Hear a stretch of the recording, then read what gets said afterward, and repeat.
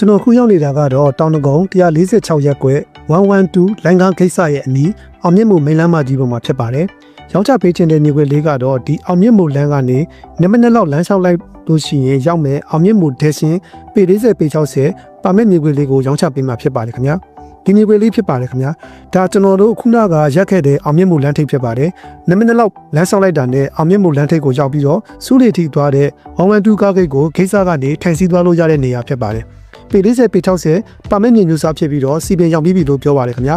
HM မြေစင်းတွေနဲ့စိတ်တိုက်စစ်စီဝယ်ယူလို့ရတဲ့မြေမျိုးစားဖြစ်ပါတယ်ဈေးလုံးကတော့3000အပိတ်ဖြစ်ပါတယ်ခင်ဗျာမြေပြင်မှာကျူးရှိမရှိလမ်းချီနေချက်ခတ်ထားတဲ့ခြေနေတွေကိုကြည့်ပြီးဆိုတော့အနာဂတ်လားလာကိုသိရှိလို့ရအောင်မြေပုံနဲ့တစ်ခါထပ်ပြပေးပါမယ်ခင်ဗျာဒီနေရာလေးဖြစ်ပါတယ်ခင်ဗျာဒါကတော့အောင်မြင့်မို့မိန်းလမ်းမကြီးဖြစ်ပါတယ်မြင်နေရတာလေးတွေကတော့အောင်မြင့်မို့အိမ်ယာလေးတွေဖြစ်ပါတယ်အောင်မြင့်မို့လမ်းဆိုတာကတော့ကျွန်တော်တို့အမတ်နှစ်လမ်းကနေလည်းဝင်လို့ရတဲ့ပေတီယာမိန်းလမ်းမကြီးဖြစ်ပါတယ်ဒါကတော့အမတ်နှစ်လမ်းမကြီးဖြစ်ပြီးတော့အမတ်နှစ်လမ်းတိုင်းဆင်းလာလို့ရှိရင်ရုံးမလေးတာမီးပိုက်ပြီးရင်နောက်မီးပိုက်ကြလို့ရှိရင်အောင်မြင့်မို့လမ်းတိုင်းဝင်လာလို့ရပြီဖြစ်ပါတယ်ပေတီယာကျတဲ့လမ်းမရှိဖြစ်ပြီးတော့မတ်နှစ်ကနေစဝင်လာလို့ရှိရင်140ရပ်ကွက်ကိုဖြတ်ပါတယ်ဇောတိကလမ်းကိုကျော်ပိုက်တဲ့ခါကျလို့ရှိရင်145ရပ်ကွက်ကိုဖြတ်ပါတယ်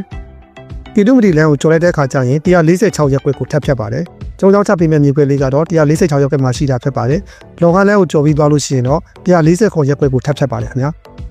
ပီဒီယာမိလမ်းမရှိဖြစ်ပြီးတော့လက်ရှိမှာတော့လော်ကားလမ်းနဲ့အောင်မြင့်မို့လမ်းထိပ်နားမှာ112လိုင်းကားဂိတ်ရှိမှာဖြစ်ပါတယ်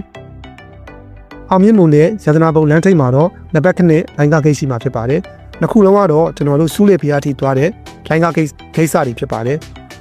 ကျွန်တော်ရောင်းချပေးမဲ့မြေကွက်လေးရဆိုလို့ရှိရင်